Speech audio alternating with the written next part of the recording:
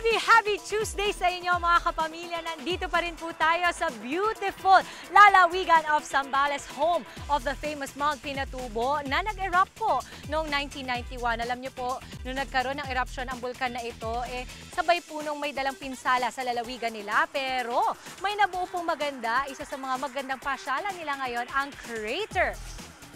The summit and crater lake of Mount Pinatubo lies within Botolan Municipality in Zambales, near the tri-point of Zambales, Pampanga, and Tarlac provinces. This volcano, once considered dormant, erupted violently in 1991. The former summit of the volcano was obliterated by the eruption and replaced by a 2.5-kilometer caldera or crater within which Lake Pinatubo is situated. An average depth of 800 meters, Lake Pinatubo is the deepest lake in the Philippines. Kaya naman when in Zambales, bisitahin na po ang Crater Lake of Mount Pinatubo. Eto po at itutuloy na natin ang kwento ng ating kapamilyang si Ate Cecilia of Kuwait sa ating mismo abangan maya-maya lamang. Ando po sumana at dito marami tayong natututunan sa magagandang tanawin ng ating bansa dahil close tayo sa TFC Connect.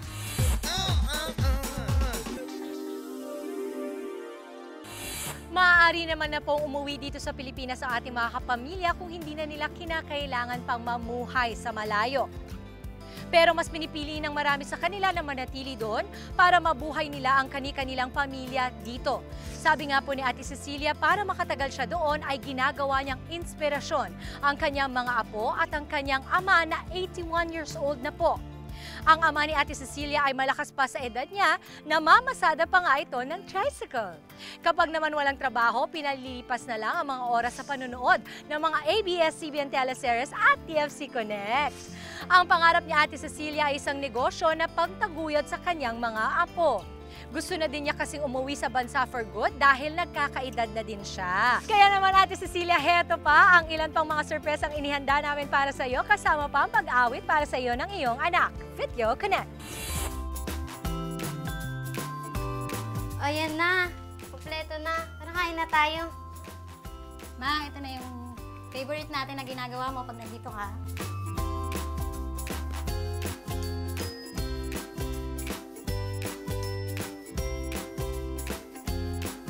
Dahil hindi ako marunong magluto, Ma, kakantahan na lang kita. Sana'y di na magpasing kung nangangarap man din. Kung ang buhay na makulay ang tatahakin. Aking inay, ikaw ang nagbigay ng buhay ko. Buhay na kay ganda. Pangarap ko na makamtan ko na. Pangarap ko na makamtan ko na.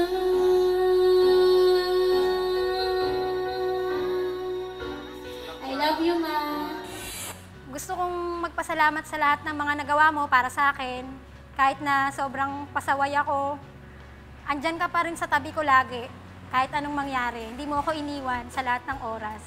Thank you, Ma. I love you. Di ko man palagi sinasabi sa'yo, pero sobrang mahal kita. Mag-iingat ka palagi. Napaka-sarap ang pakiramdam ng may anak na mabait. Bukod sa mabait, masipag. Kaya nakita ko yung kasipagan nila. Ay, siyempre, ang paalala ko sa kanila, Silya, ingatan nyo ang sarili nyo, alagaan nyo mabuti, huwag nyo pababayaan ang kalusugan nyo. Kasi nasa malayo kayo. Oh. Silya, ingat ka. Pagbutihin nyo lang ang trabaho nyo dyan para hindi kayo magkaroon ng problema. I love you, Mami!